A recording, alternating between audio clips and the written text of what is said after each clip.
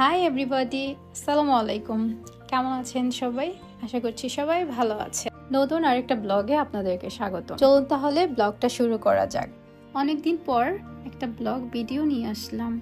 এটা mini blog, তারপরও আপনাদের সাথে শেয়ার করব। তো আমি অনেক দিন ধরেই কোনো ব্লগ ভিডিও আপলোড দিচ্ছি না।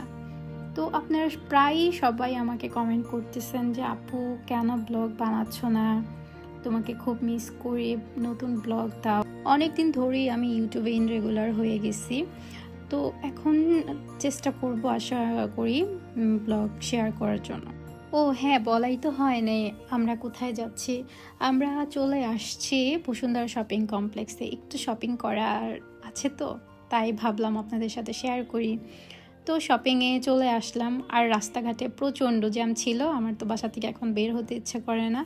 তারপরে ঢুকেই আমরা একটু ফুড কোর্টে চলে যাই, বেবিদেরকে একটু স্মুদি দিলাম। তারপরে এখন একটু হালকা পাতলা শপিং করব।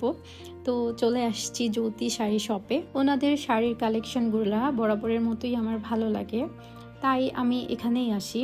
ওনাদের থ্রি পিসের কর্নারটাতেও খুব সুন্দর সুন্দর পাকিস্তানি লোন টাইপের গর্জিয়াস সব থ্রি পিসগুলোই সুন্দর লাগে। তারপরে আমি শাড়ি দেখতেছিলাম একটার পর একটা, আর এদিকে আমার মেয়েরা এত হাসাহাসি করতেছে, আমি একটু কথা বলতেছি বেশি তার জন্য। তো একটার পর একটা হ্যাঙ্গিং করতেছিল আর আমি দেখতেছিলাম। পরে আমি এই শাড়িটা আমার ভালো লাগছে, তারপরে আমি এই শাড়িটা নিলাম। দুইটা শাড়ি নিয়েছি। আমার একটা পচা অভ্যাস আছে, সেটা হচ্ছে আমি শপিংয়ে যখন যাই তখন যেটা দেখি সেটাই পছন্দ হয়, আর বাসায় আসলে পরে তখন মনে হয় এটা কেন কিনলাম, আরেকটা ওইটা ভালো দেখাইছিল, ওইটা ভালো ছিল, এরকমই আর কি হয়। তো আপনাদেরও কি এরকম হয়? কমেন্টে জানাবেন। আর শাড়ি এটা কিনেছি, এই শাড়িটা কেমন লাগছে অবশ্যই আমাকে কমেন্টে জানাবেন। আর এই শাড়িটার প্রাইস ছিল ৬,০০০ টাকা। তো উনি বলছিল যে এই প্রাইসটা যেন কাউকে না বলি, নাকি ওনাদের লস হয়ে যাবে। বলেন কি একটা অবস্থা, বলা যাবে না নাকি? অনেক কমে পাইছি।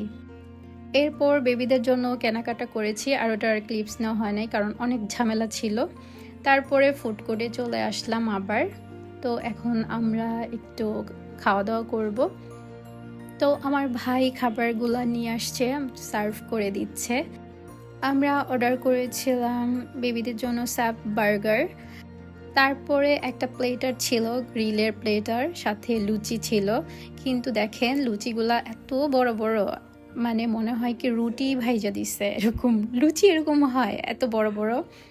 তারপরে আমরা খাওয়া দাওয়া করলাম, আর এখন একদমই ক্লোজিং টাইম হয়ে গেছে, আমরা বাসায় চলে যাব, সব বন্ধ হয়ে গেছে। আর আমি একটা জুস নিয়েছিলাম কারণ আমার এত ভারী খাবার ভালো লাগে না। এরপর খাওয়া দাওয়া শেষ করে আমরা এখন চলে যাচ্ছি।